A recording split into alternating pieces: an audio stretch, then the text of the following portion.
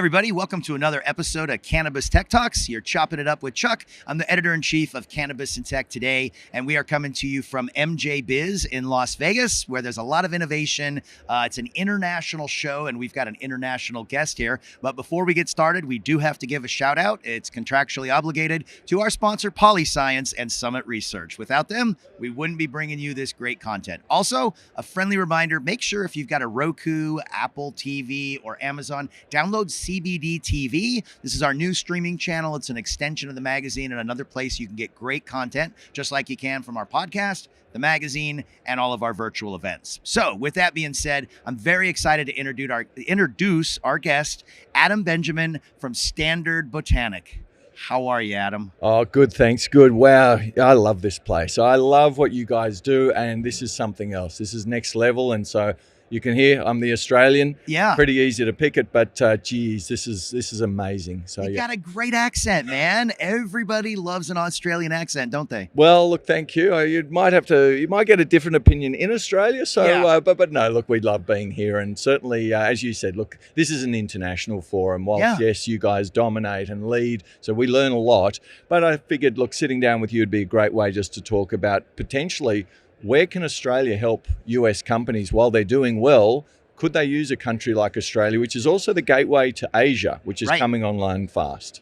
So tell the audience, let's jump right in. You know, what are we going to talk about here, and how can Australia play a role to help companies like that are here? Look, absolutely. So, look, my background is I started the first fully licensed cultivation company in Australia. Very fortunate, it went well, and I exited that business a little while ago. One of the things that struck me, and this is where potentially it can help US companies, is Australia has federal medical cannabis. So we're allowed all banking, all finance, all R&D, universities, hospitals, and especially export. So we're the lucky country. You can research, you can do all kinds of stuff. That's right, right. Now, obviously, there's the licensing thing, but unlike the US, where the federal thing is still, there's a question, we have that already mandated. And I guess for any... When did that happen? 2017. So late 2016, the laws changed. 2017, we were one of the front runners, but since then the companies have come online.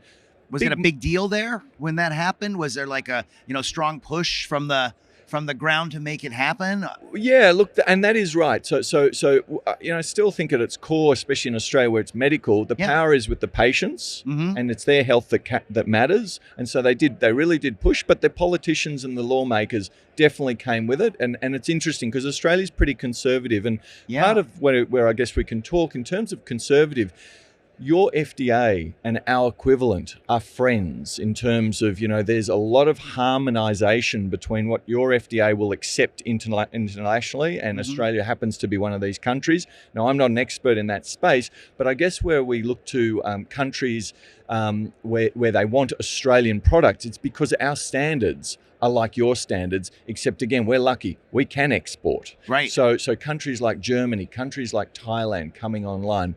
But largely what I notice, and why I hopefully can help your audience, is in Australia, we get a very generous tax incentive for any innovation, and cannabis 100% qualifies for this. So we get 43.5% back in cash for every dollar we spend on R&D.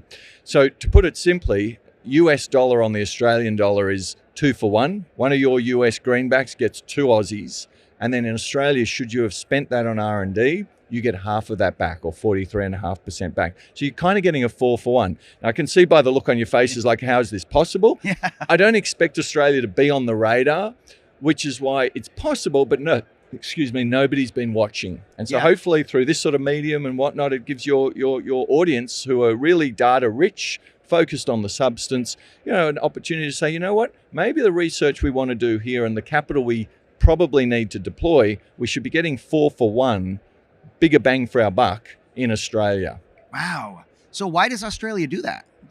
Look, it's a good question. Well, I mean, most people are like, why do we have to pay so much tax? But, I guess on the flip side, really Australia's a primary producing country in its essence. We're farming. We have secondary and we have a bit of tertiary manufacturing, but we want to promote tertiary. We want to promote the things that you guys are doing: extraction, manufacturing, all of these end products that you guys do in Canada. So the government just generally incentivizes innovation Wow. by giving you 43.5% back. That's amazing. It is. And I can tell you, I mean, firsthand, I was kind of, I mean, you made a good point before we got on air where, there's a lot of competition here, but it's generally healthy competition. And I think one of the things that struck me in the cannabis business is if you found something good and you know it can help others and it's just the way it is, and of course you still want to get ahead, this is one of those moments where I was like, it's R&D. If you're a lighting company in the US and you need to do, and I can tell you, we bought Foes Lighting. They're wonderful, top bunch of guys. Yeah.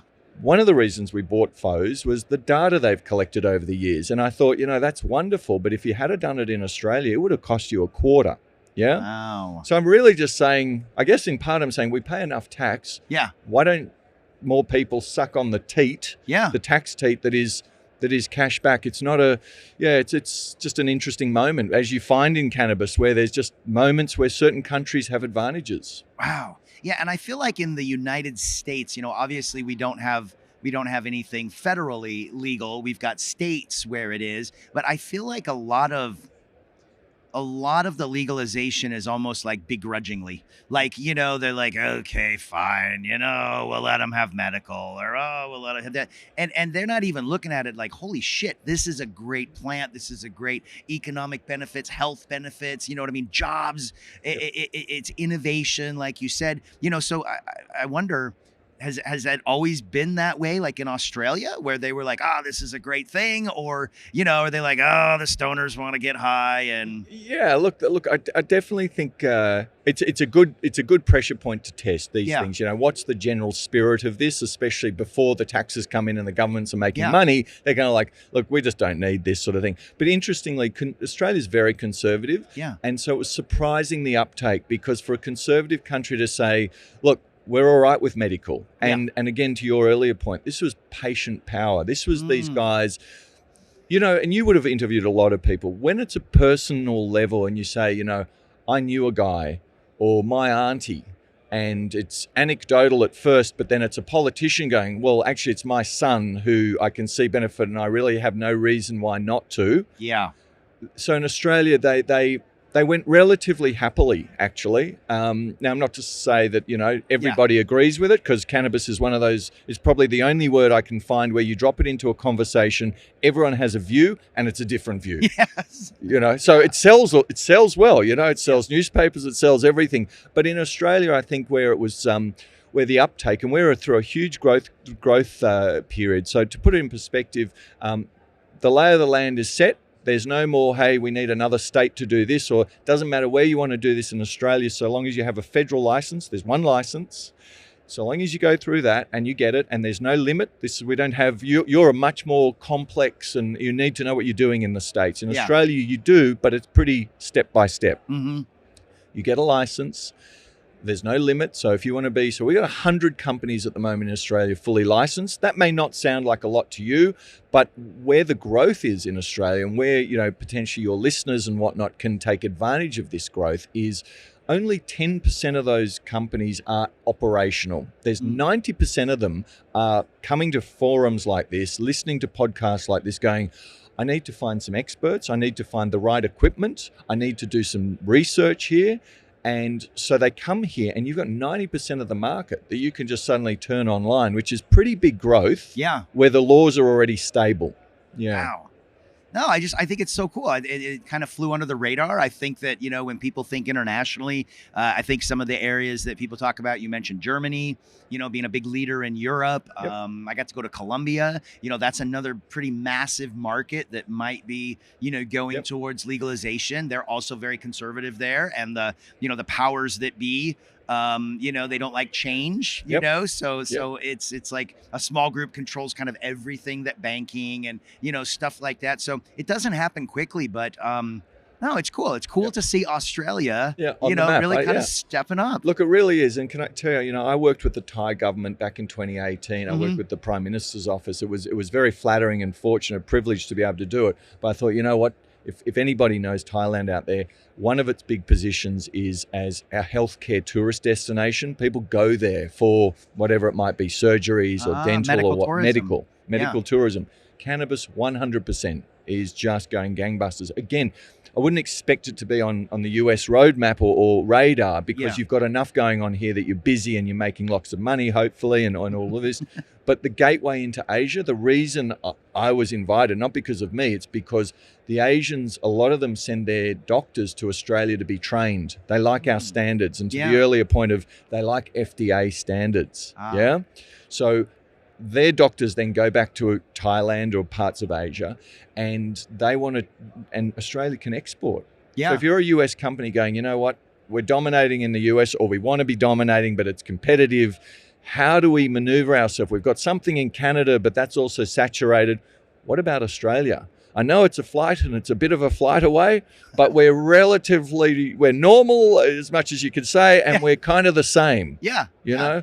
So it is a springboard that I'm just suggesting, think about. Yeah. So how would that apply? Like, say a company here wants to take advantage of that. How, just walk the audience through, kind of how that would work, where they could get some of that, what was it, 43? 43.5%. 43.5%. That's almost like half. Yeah. So, and I'm not saying there's no catches. There's qualifiers, but I'll give you an example. So my first cultivation business, the first fully licensed one, I had an exclusive partnership with Tikkun Olam, the Israelis. They benefited. They're an Israeli and now a US and a Canadian. They benefited as a foreign company in Australia as part of our organization. So they were getting 43. So that's really how you do it. As a US company, and really please reach out to Standard Botanic and we can send details. You just really need to get involved, whether it's a JV or even a small equity stake. You may be saying to yourselves here, look, we're going to deploy $100,000 in some research here. It counts for $200,000 firstly in Australia. Yeah. We'll take a small equity position in a company that we know is doing this research, or we can get them to do it. And now we're getting 43.5% of that investment back. Wow. Yeah. Oh, that's brilliant. Yeah, well, I don't know. Look, you guys... Is the Australian government pretty pro-business? We are, but I think we could do well to have the US influence. One of the things I love about you guys here is you kind of, I mean, maybe I'm a tourist and I'm just generalizing at the surface here, but it's a pretty straight and direct transaction. Either I'm interested or I'm not interested. Let's talk, let's pull the trigger, or let's not. And I think that Australia could benefit from those sorts of sort of synergistic relationships, because that gets the wheels moving quick. It does. It's lovely to have a chat, but let's pull a trigger or not, sort of thing, which is great. So yeah, look, there's really, that's how it works. And it's not that complicated in Australia in terms of, yeah. Oh, that's great, man. Well, I feel like I've learned a lot, and I hope our audience has too. Yep. What if they want to reach out to you, or they want to get some more information about Standard Botanic? Yeah. So look, obviously, please, if you're listening and it's of interest and you see some benefits, standardbotanic.com. Save your dollars to call us. We'll call you, but please just reach out by. It sounds like an infomercial. I think you get steak knives as well. But yeah, standardbotanic.com. Adam Benjamin, founder and CEO. That is amazing. One of the places I've never been is Australia. And I got to get off my ass, and I want to go to Australia. So maybe I could come down and do some research and find out a little bit more about this. You'd be more than welcome. We'd love to have you. So I love it. Well, thank you so much, Adam. And for everybody that is listening right now or watching, again, go check out, see what Adam's talking about. Look into it.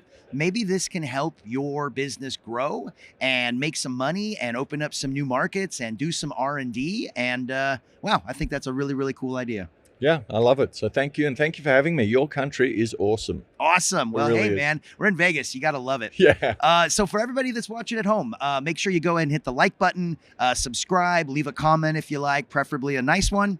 And make sure you download CBD TV. Big shout out to our sponsor, Polyscience, Summit Research, and all of our friends here at MJ Biz. For Adam, for me, Charles Warner, Editor-in-Chief of Cannabis Tech Today, thank you so much for being here. We'll see you next time on Cannabis Tech Talks.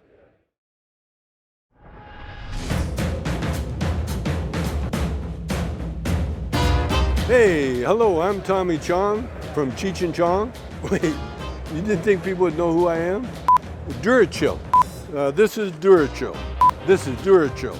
This is Durachill. No, hey, I don't talk like that. You want me to sell this? Buy it. Try Durachill or else. If you want something really nice in your laboratory, buy DuraChill. You can't go wrong.